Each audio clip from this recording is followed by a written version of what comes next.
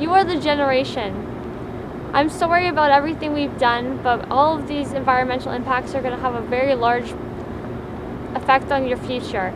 And that's going to be how you're going to have to live your lives. You're going to have to change the world and everything that's going on. This is what youth are hearing in the media. This is what we're hearing in movies, and this is what we're reading in the newspaper. And it's very disheartening for all of us because we're getting pressure put on us about climate change. This is what we're hearing about how our future is going to be. And without given ideas, we're just given facts, and that's not what we need. So I think that the best way to do is to change how climate change and youth are being put together. This is going to be very important for the very near future because we're going to be the ones that are making decisions very soon. Governments can begin taking action, and people in power, such as educators, politicians, teachers, anyone who has an influence over youth. And the best way to do this is by educating us further, and well, there's a step-by-step process. So the first step is education. Education is very important because then we are getting the true information we need. But we should get a positive approach on this. Education is important, and the way our education system works right now is we're not given a lot of information on climate change. And the climate change information we're given is pretty bland, and we're not given a face to it. Second is we need to develop a connection to nature, which is the most important thing. This is so important because if youth don't have a connection to nature, or if they don't have a connection to the world or to the natural environment, then they're not going to feel any need to protect it whatsoever. I see students in my school with plastic water bottles walking around, and they don't care about where they're going because they don't see the effects of it later on. They're not making that connection.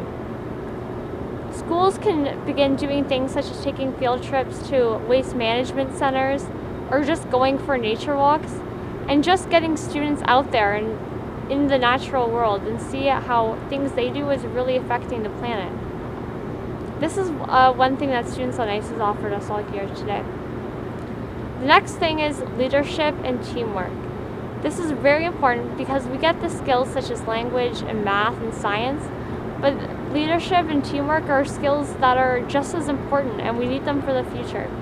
And we should be given these lessons on to develop these skills for our future because it's going to be just as important.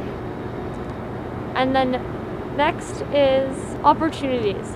Opportunities are so important because youth, when they do hands-on experiences or when they have hands-on experiences, they're learning way much more than they would in the classroom. Here on the Students on Ice expedition, we got to connect to the land here in Antarctica, and we learned so much more than we could at school, and it doesn't matter how many books you read or how much research you do on Antarctica. Being out here in the field really develops that seed of hope in us, that there's places on Earth that are still beautiful and still pristine. And if more students around the world are given opportunities such as this, then they can make that connection and be more empowered to make positive changes in their lives. And so even if schools do little things or governments take action to offer students opportunities such as ones like on Students on Ice, then we can really get students motivated and youth motivated around the world. And finally, youth have to be given a voice. They have to be wanted to be heard. Lots of times youth feel neglected or feel like they don't have any say in the world, and a lot of times it seems that way because it is. And governments don't take our opinions into their consideration.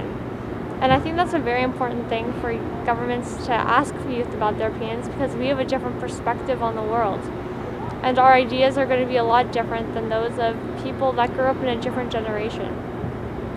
So I think that by doing these steps, by educating, by making the connection to nature, by learning leadership and teamwork, by having opportunities and experiences, and finally, by being inspired and being motivated, that's how we're going to take on the world in the future, and that's going to be how we're going to make the planet a more beautiful place or keep it the way it is, and reverse lots of the problems that have been happening. And I think that we need that hope and we need that motivation because we have so much potential and we look at the world a different way than adults do.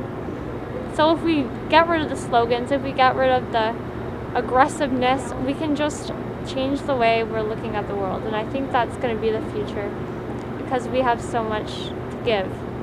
We just need to have the opportunity to.